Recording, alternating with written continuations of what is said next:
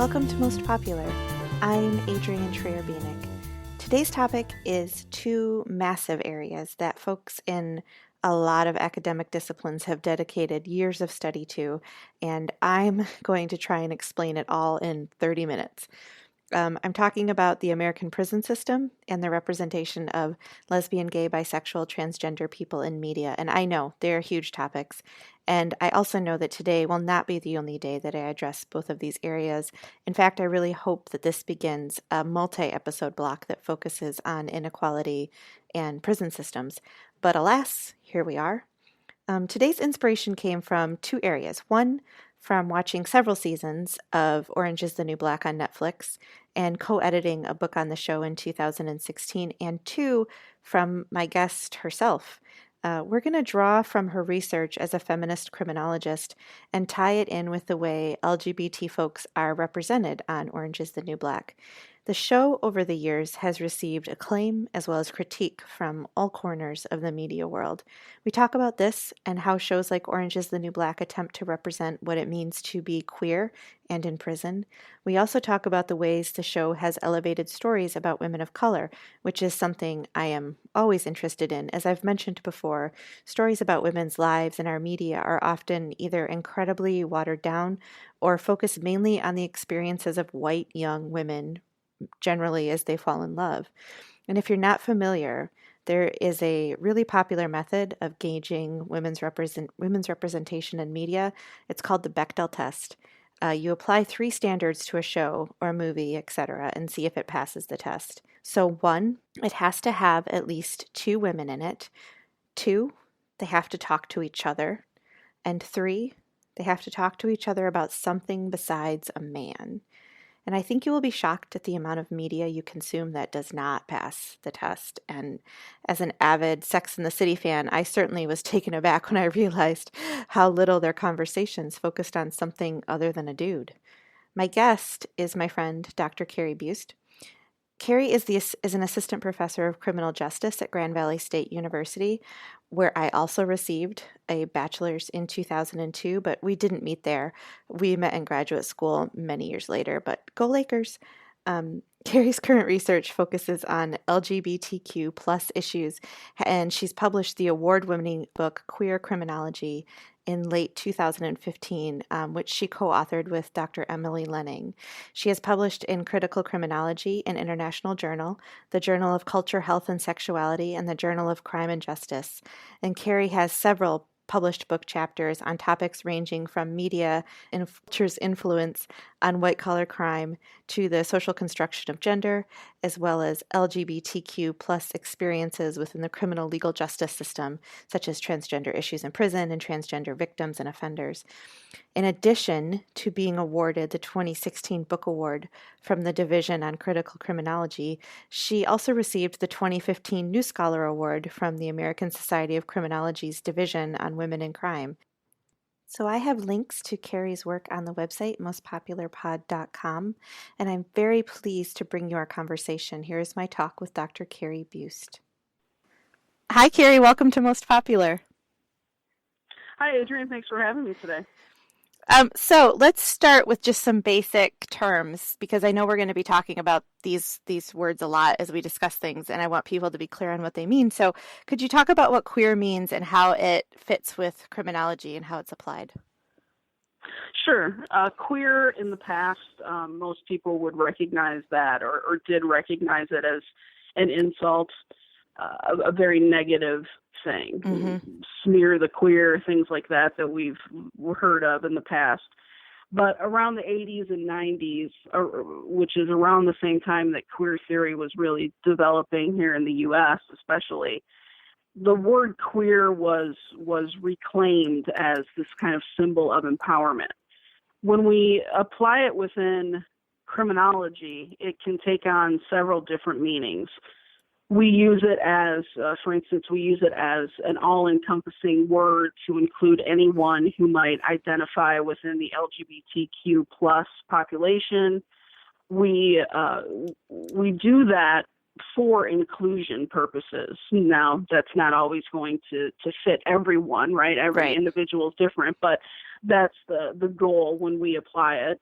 We also use it to kind of highlight how the the discipline of queer criminology is outside of the norm of what might be referred to as mainstream criminology. So, and that's kind of where we're at within queer criminology as a discipline today. It would certainly fall under what we refer to as critical criminology. And under critical criminology, you have different types of research, such as feminist criminology, and here we have queer criminology. And that's kind of our intention right now as far as using the word queer. What makes criminology distinct from something like criminal justice or law enforcement? And I know there's overlap too, but what's the Sure. difference? I always say that criminology is more of a theoretical approach, right? Asking the questions of why someone commits crime, or Mm-hmm. why certain populations are more likely to be victimized, or more likely to be the target of select enforcement, or something of that nature.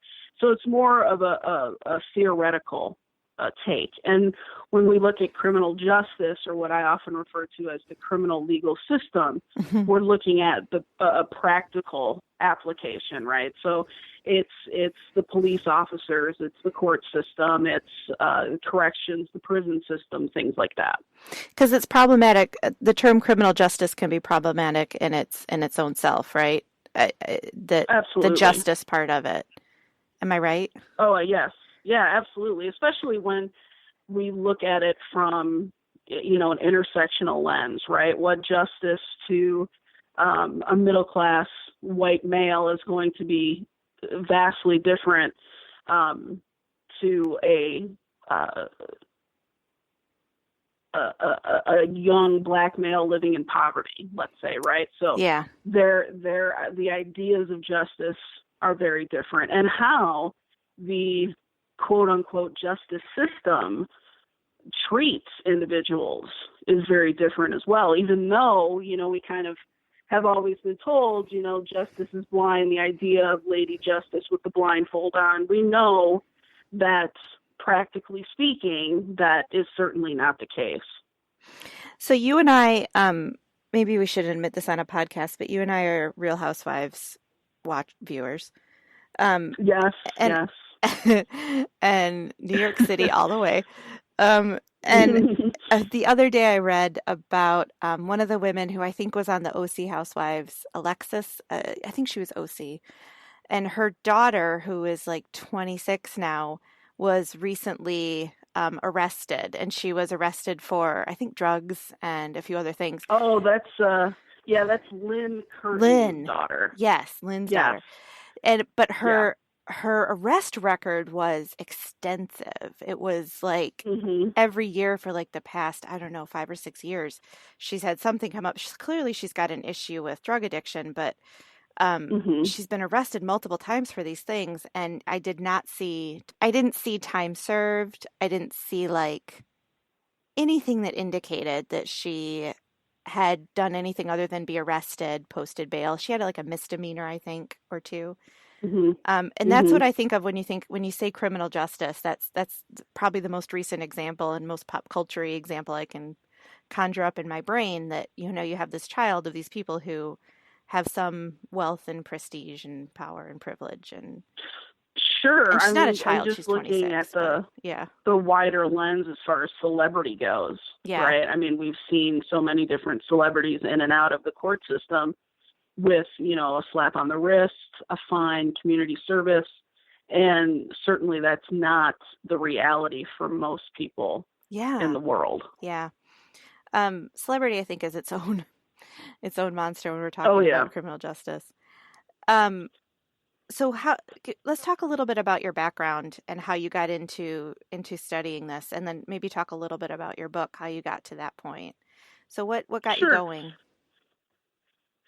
Um, in queer criminology specifically, I attend a conference every year called the American Society of Criminology, and I met a researcher there named Amy Woda, who we just ended up having a conversation randomly, and she was talking about some of the research that she did and told me about this burgeoning new field within criminology called queer criminology. And I started to realize that a lot of the previous research that I had done, primarily on the lived experiences of female police officers,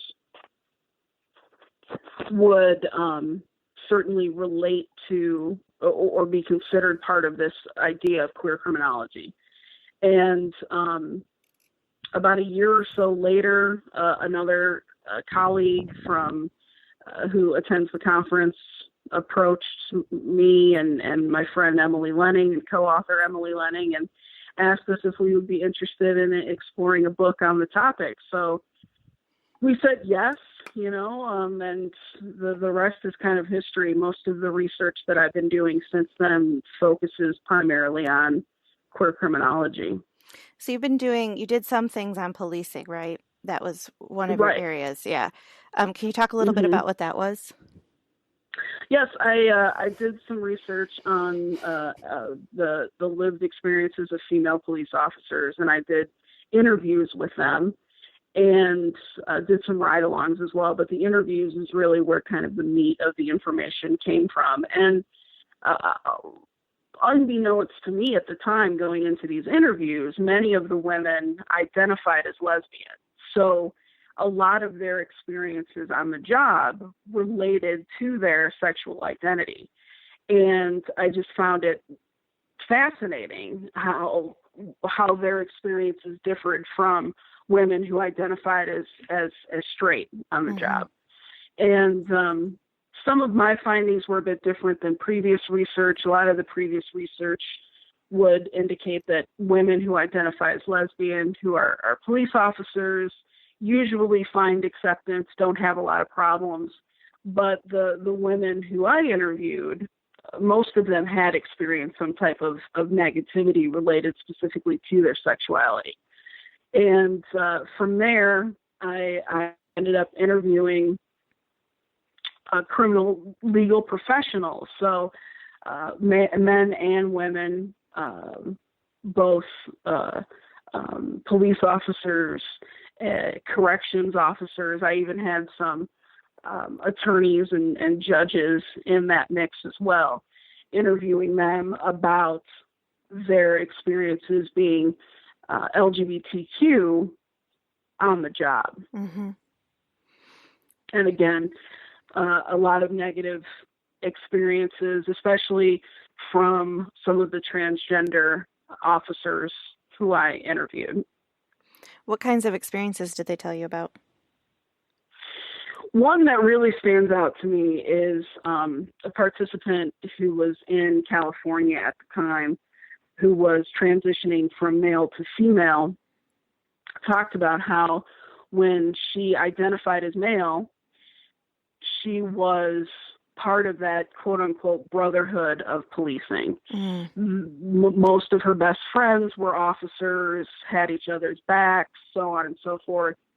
And as soon as she began her transition, she lost all of those friends.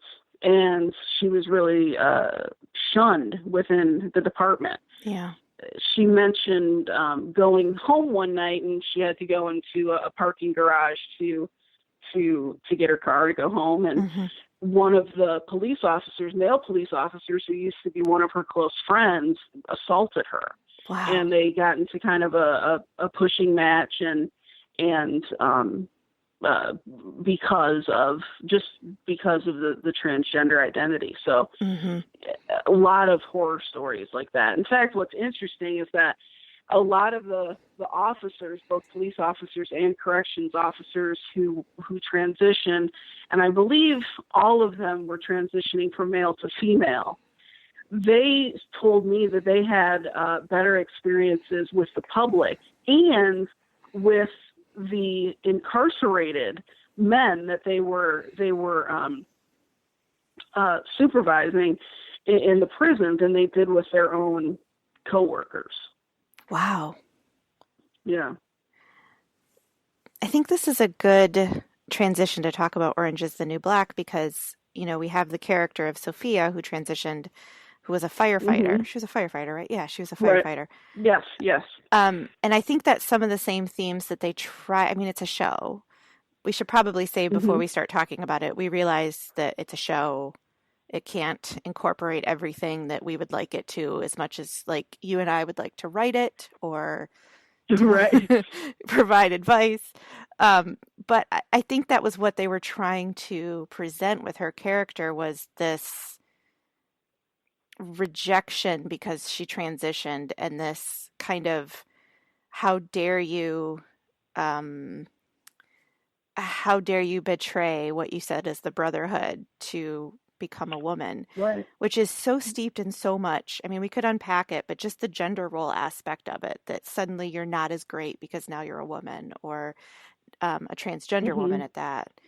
Um, And that what, speaks, historically to some of the major issues, especially in policing, because it's this paramilitary organization. It's wrapped, couched within masculinity, right? The research continues to show us that those who have masculine traits, portray masculine traits in policing, are valued, while anyone with feminine traits are actually devalued. Not even ignored, but devalued on the job. And that certainly is going to speak volumes to anyone who's identifying outside of the gender role stereotype. is that exponentially greater? Like if you're female and you act more feminine, or if you're male and act more feminine, uh, is it not connected so much to gender as it is an attitude about this sort of um, super masculine nature? Does that make sense? Yeah, I think it does. And like I said, my initial research with women police officers differed from a lot of the research that's out there. Hmm. If you're a gay man and you're out on the job, your experiences, I would argue, are going to be far more negative than a lesbian woman out Mm-hmm. on the job, especially if we're talking about particular characteristics, right? So if you're a super feminine male, born male, right, working the job of a police officer, I think it's a very hard fought battle for acceptance. And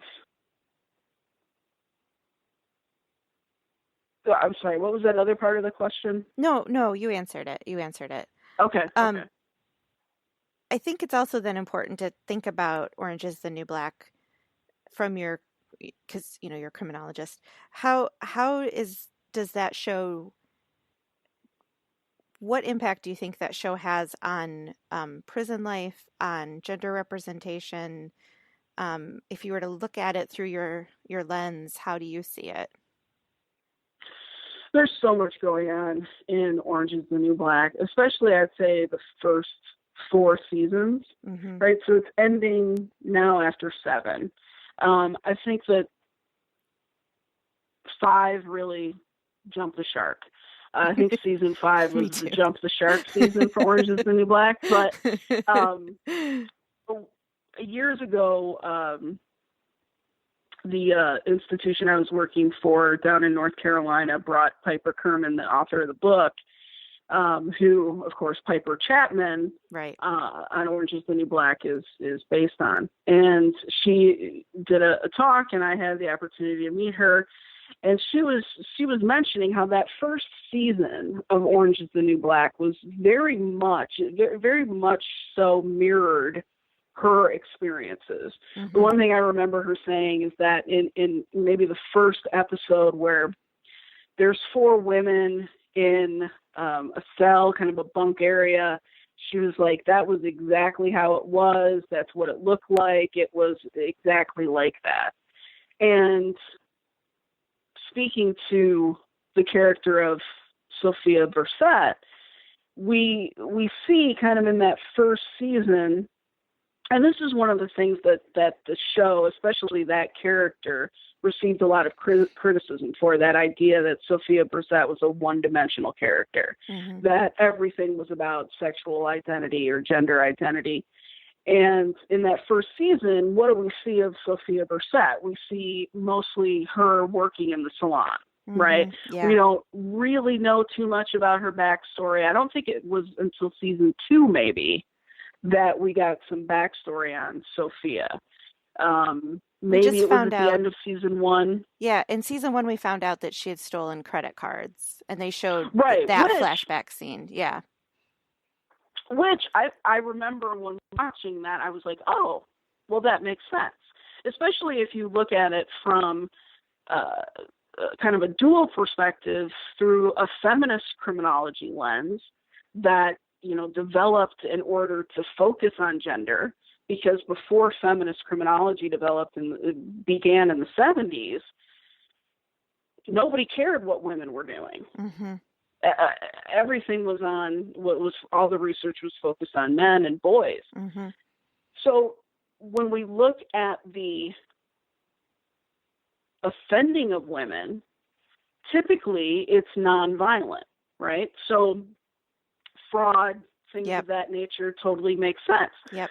So couple that with the cost of transitioning, and it was perfect how I thought how they put that together. Yeah. And later in the show, Brissett even comments about how much money and time and everything that she had to do to transition, and that she wasn't going back. I think it was when they were withholding her medication. I think that's when she made a comment like that. Yeah. But so we see in seasons 3 and 4, we start to see her journey unpacked in more detail, and the experiences that she had in prison were quite similar to the research as far as the experiences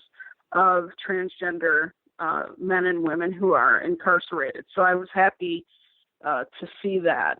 And, it helps that Laverne Cox is such an activist. I mean, she could teach a master class in not only transgender rights, but history, and just she could be a great sociology professor, I think.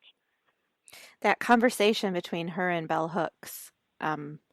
Yes.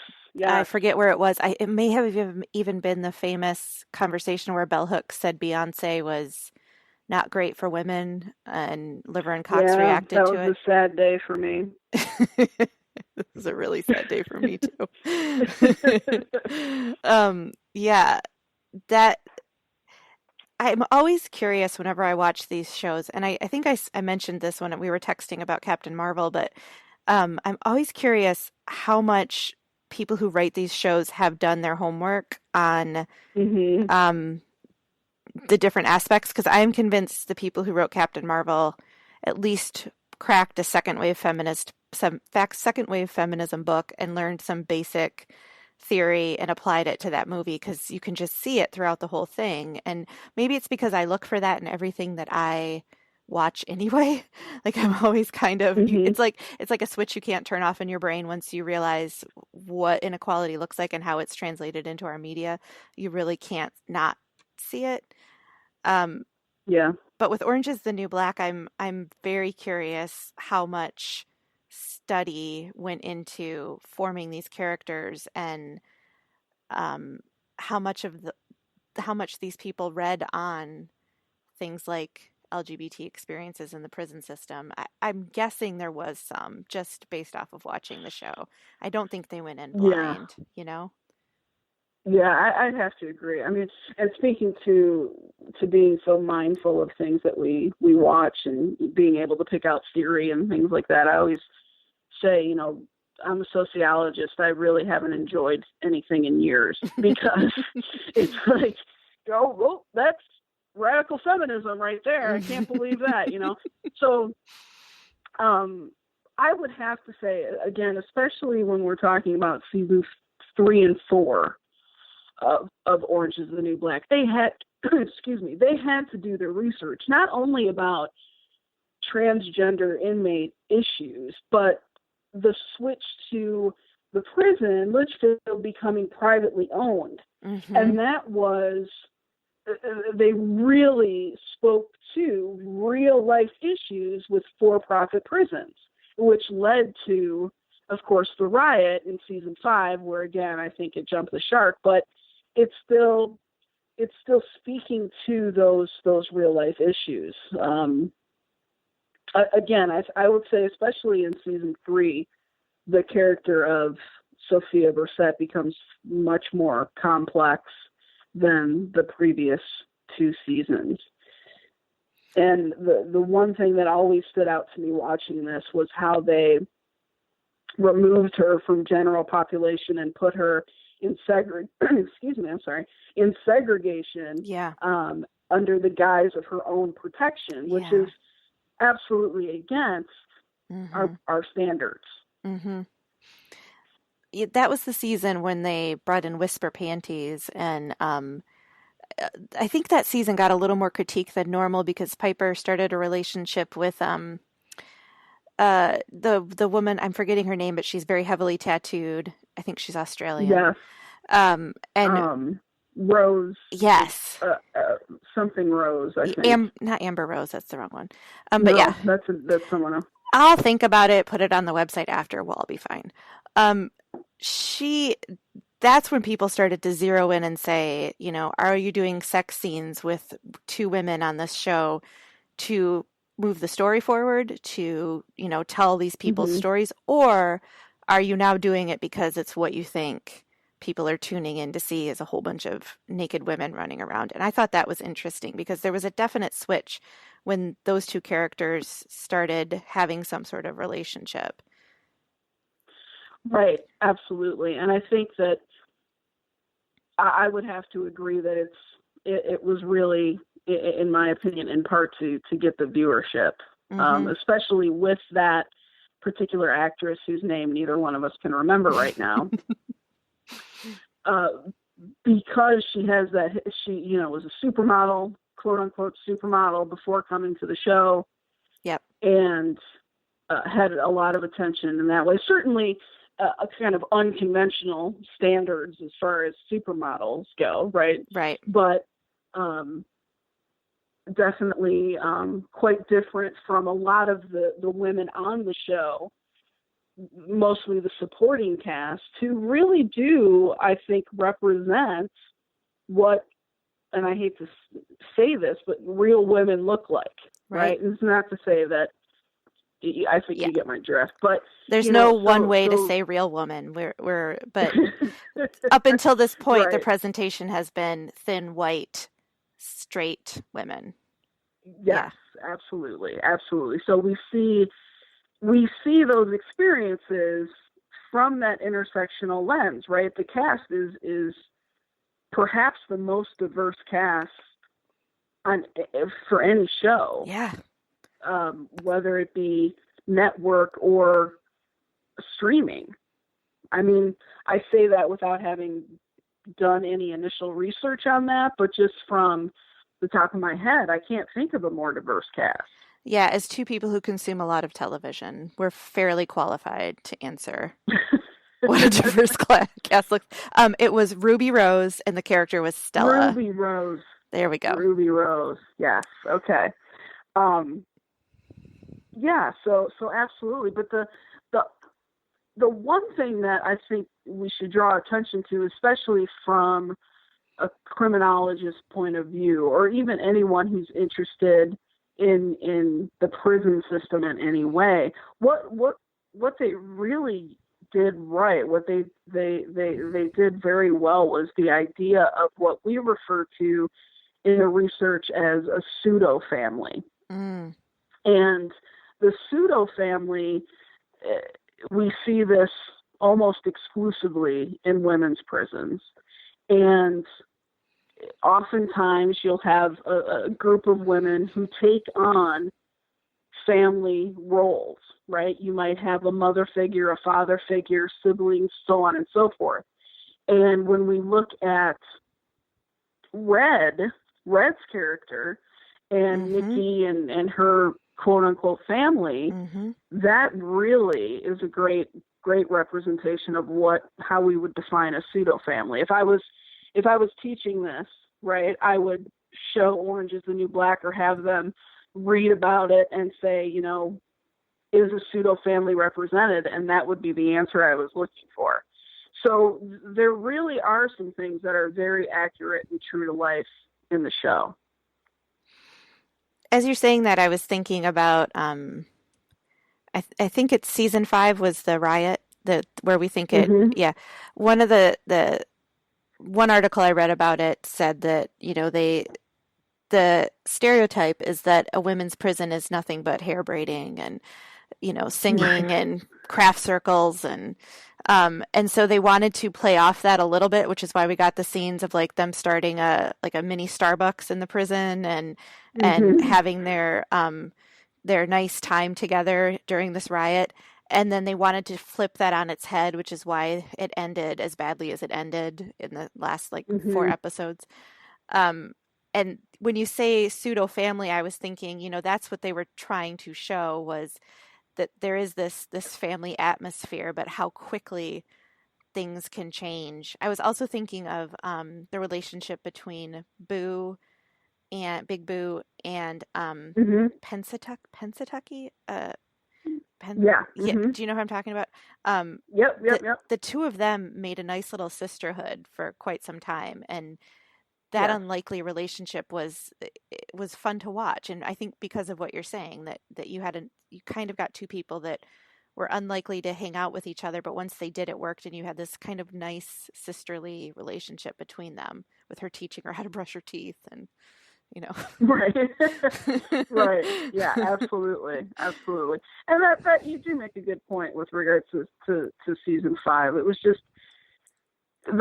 there were definitely some nuances there that were positive, right? But the whole thing was just so far fetched for me in comparison to the previous seasons. Because even though it's a TV show, as you mentioned, they did get a lot right. They did, and then it was just so far fetched in season 5. It lost me for a bit. Yeah. Um, well, I think we've covered quite a bit of ground. I want to wrap it up, but I want to wrap it up with the question that I'm asking everyone, which is, Carrie Bust, who do you think or what do you think deserves to be voted most popular? Okay, so this is a tough question for me, as you know. I'm sure that if the tables were turned and I asked you this question, it would be very difficult for you to answer as well because we are pop culture junkies, right? Yeah. But and this has nothing to do with criminology or the criminal legal system. Even though I could probably figure out a way to tie it to that, but I just have to say that I am so digging the reboot of Beverly Hills 90210. I knew you I would. I don't I don't know if any of your listeners might be watching it or if they grew up on it. I'll tell you, if you grew up watching Beverly Hills 90210, you will love this reboot. So they've only had 2 episodes so far at the time that we're having this conversation, and I have just watched both of them with a smile glued on my face the entire time. I love it. I think that the way they're approaching it is brilliant and funny and nostalgic. And, rest in peace, Luke Perry. It will never be the same without him, but they did a really good job of addressing that issue in the first episode. So I really, really have to say that for me is what's most popular right now. Years ago, I had asked you if I want to watch 90210, should I start at the beginning? And you said yes, or I can come to your house and reenact it for you. So I'm not surprised that that's what you chose. Well, listen, that offer still stands. I'll be happy to reenact all of the episodes of 90210 for you. Um, Okay. Anytime. Carrie, thank you so much. Thank you for doing this and thank you for being my friend. And I'm just so happy I know you. I'm so happy I know you. I think this is a great idea, and feel free to. I think you're going to share like contact information and stuff. If not, feel free to do that. Oh, If any of your listeners have questions, comments, I I'd will love to talk link to them I will about it. link to your Grand Valley page on my website. It'll be a whole thing. Don't All worry. right. Thanks, Carrie. Thank you, Adrian. I'll talk to you soon. Once again, I'd like to say thank you to my guest, Dr. Carrie Bust.